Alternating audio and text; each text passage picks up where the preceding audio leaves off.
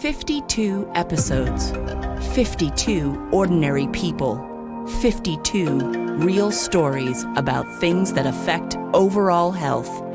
Because there is a lot more that goes into being healthy than food and fitness. Inspiration, support, a new perspective, and knowledge. You'll find that and more here on the Healthability Project. Hi, welcome to the Healthability Project. I'm Robin McKenna. Cancer, a word we never want to hear, but one we hear way too often. We just cannot get away from it. In 2020, cancer took the lives of almost 10 million people worldwide, and it is estimated that in the U.S. alone, nearly 40% of men and women will be diagnosed with cancer at some point in their lifetimes. Cancer affects our overall health and well-being, whether we are the diagnosed, we are related to the diagnosed, or we simply care about someone we know who has been diagnosed. Here to share her story and her journey with ovarian cancer is Hayley Dubin. Hayley is a certified health coach through the Institute for Integrative Nutrition, founder of Revive Wellness, and host of the Cancer Liberation Project podcast. As a 25-year ovarian cancer survivor, her passion is to help people overcome the physical, mental, and emotional challenges that the cancer journey can bring. Her focus is with individuals that have completed treatment for cancer, as well as those with a strong family history. She teaches her clients how to nourish their body, mind, and soul so that they can feel confident in their ability to remain healthy and cancer-free. Thanks so much for being here with me today on the Healthability Project, Hayley. I am so glad to have you. Thank you so much. I'm really happy to have this conversation with you. Great. So a 25-year survivor, that's amazing. I have never heard of somebody being a survivor of that length of time. How did this all start? Take us through your journey. Yeah, well, I was 29 years old at the time, so quite young. Wow. And I had a 2-year-old at home, and I was trying to balance marriage, career, and motherhood, and wasn't doing a very good job of it. I was completely stressed out, just felt out of balance. And, I really thought I could see that my life was not going in the right direction. And I even said to my husband, if something doesn't change, I'm going to get sick. And, be careful what you say out loud, right? So basically, I was having pain on my right side. And I went to the doctor, and they thought it was gas. They said, take some gas pills, go home. And then it just got worse and worse. I did not take the pills because I knew that I never had gas pains like that. And I ended up going to the emergency room because they thought my appendix might burst. And after several tests, they saw something. They didn't know if it was cancer, but they told me I would need surgery to remove it. And I remember waking up in the recovery room to my husband's face staring at me as he said, "You have to survive." And I later found out when I came to that I had stage 3 ovarian cancer. So it spread to my appendix as well as my colon. So yeah, quite a shock. My gosh. Wow. So you're laying there in the hospital recovering. You have a 2-year-old at home, and your husband has basically said to you, you have to survive. What the heck was going through your mind? Yeah, I was so out of it then, but I remember that so clearly. And when I came to and heard that I had stage 3 ovarian cancer, it was just, I don't think it hit me right away. I'm a pretty optimistic person. So going in, I thought, oh, I'm going to be fine, even though the doctors didn't give me that vote of confidence. But I thought everything would be okay. And, basically they told me that if I did the surgery and the chemotherapy that I needed to do, that I would have a good chance of survival. And so, I just buried my head, did what I needed to do, and got through it. And it was, of course, very difficult. I did a lot of soul searching.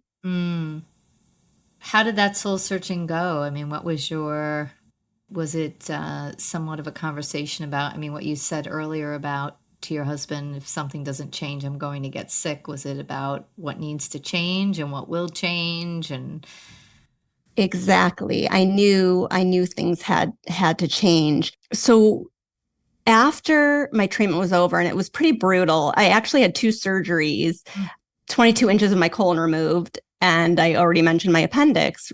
So after that, the chemotherapy was 5 days in the hospital for each round. So it was consecutive, and they would flush out the kidneys. So I was on IV fluids, the whole time I was there.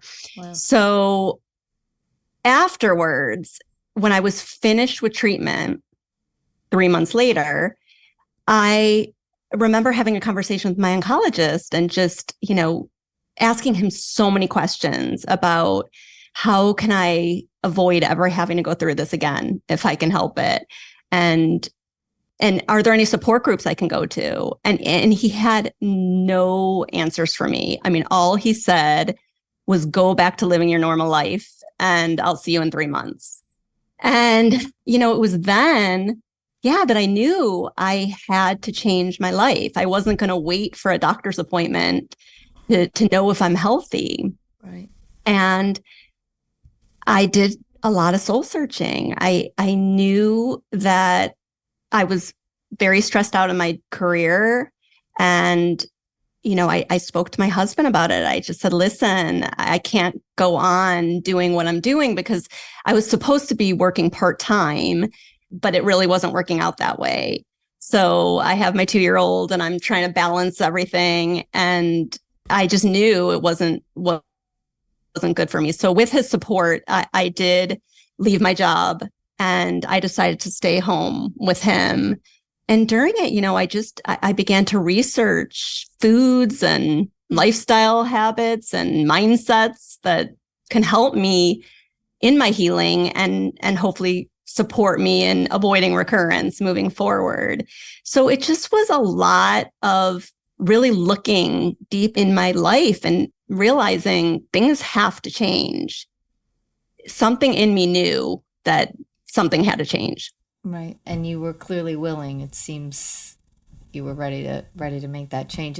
I just want to back up to something that you said earlier, because I've interviewed a couple of different people with cancer diagnoses, and a couple of them have actually said that when they approach the doctor about support groups or other resources to help them navigate a holistic healing process, the doctors were empty-handed. Nothing to say, nothing, no information, nothing. And I think that's just a confirmation of what so many of us are talking about now about our healthcare system, and that the disconnect between treating a symptom and treating the whole system.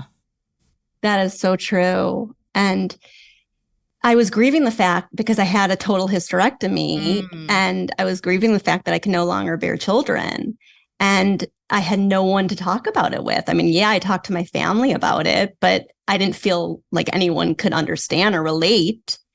And so that was a very, very tough thing for me. And, just mourning the loss of a body part too. And thinking, oh my gosh, is my husband going to want to stay with me if I can't bear any more children and all that kind of stuff. So there's just so many issues that come up. Right, right. How was your support network while you were going through the course of treatment to eradicate the cancer? I mean, you have a 2-year-old at home. Somebody had to step in and help you with the care of that child because I'm assuming your husband was working. Exactly. Luckily, when I was working, I had someone who came to the house and she continued to come and she was amazing. Her name was Harriet, and I just love her so much. And my sister-in-law helped a ton too, which was so sweet. And my family, my sister, my aunts, and all that. So I had so much support. I felt so grateful for that.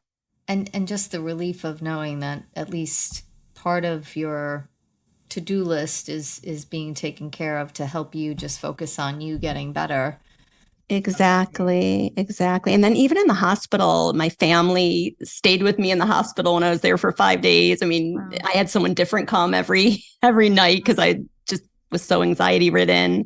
Wow. And, so it's just a lesson to ask for what you want, and what you need. Right, right. Because, sometimes people just don't know what to give you, and you do need to give them a little bit of direction. And I know we all feel uncomfortable doing that. We're not really programmed to say, I want, or, God forbid, I need, right? So true. So true. And yeah, people I work with now, I always tell them, ask for what you want because people want to help so badly. And they end up saying, what can I do for you? And you say nothing, and nothing gets done. But if you just give them little tasks, they're Right. so willing to do it. Right. Yeah, even the simple stuff helps, right? Knowing that that's getting covered so you can focus on the big stuff.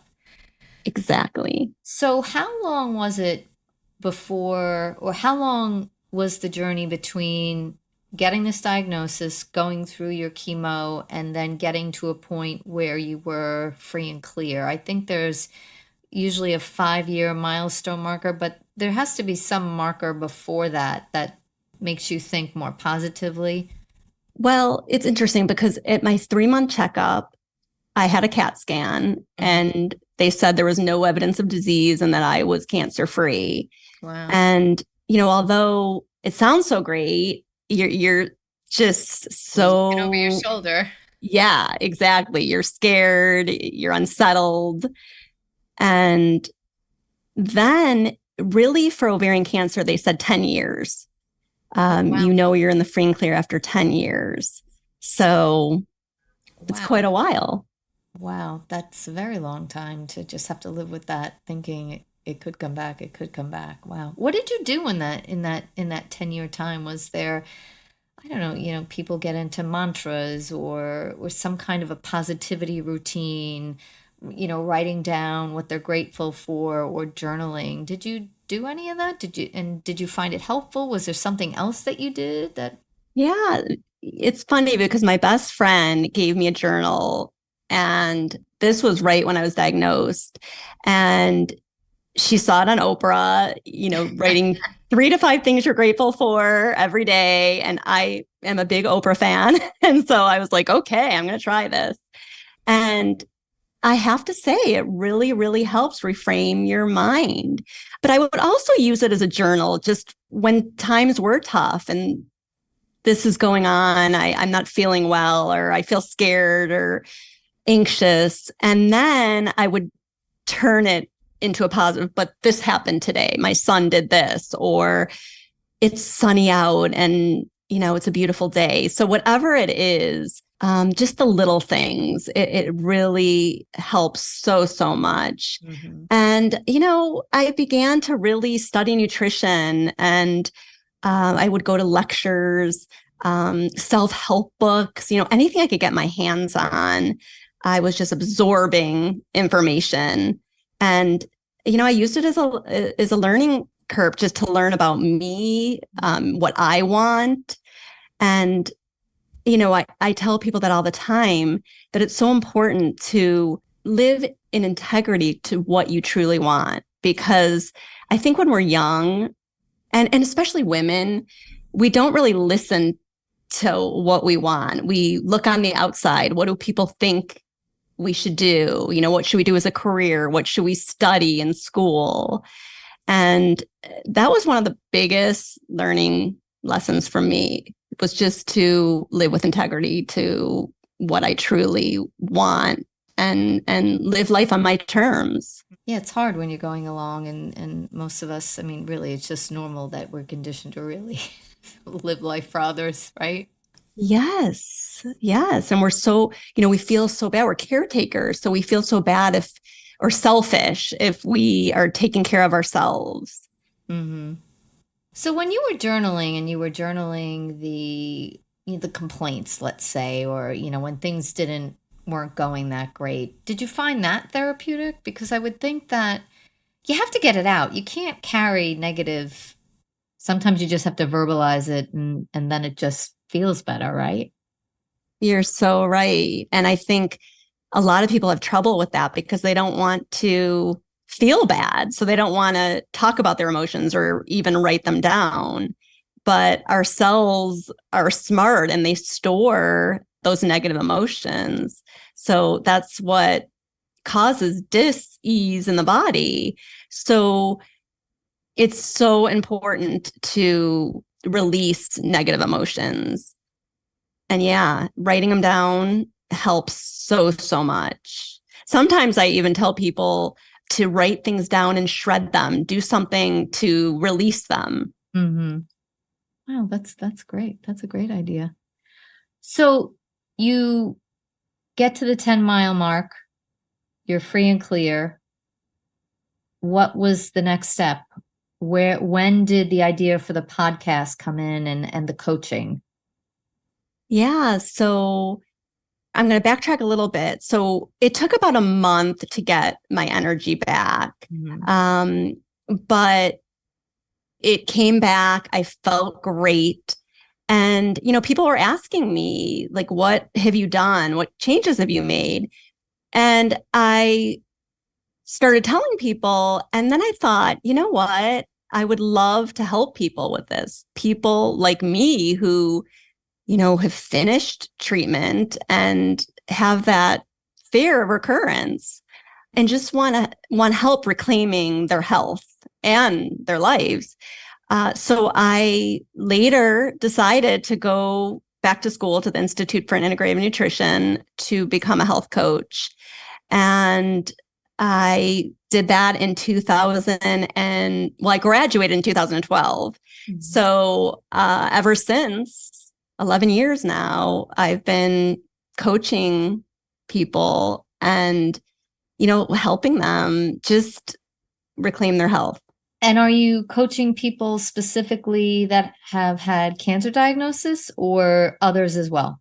Yeah. So in the beginning, I saw many people, people who wanted to lose weight, people who had migraine headaches, people who had thyroid issues, digestive issues. Now I'm solely helping cancer survivors.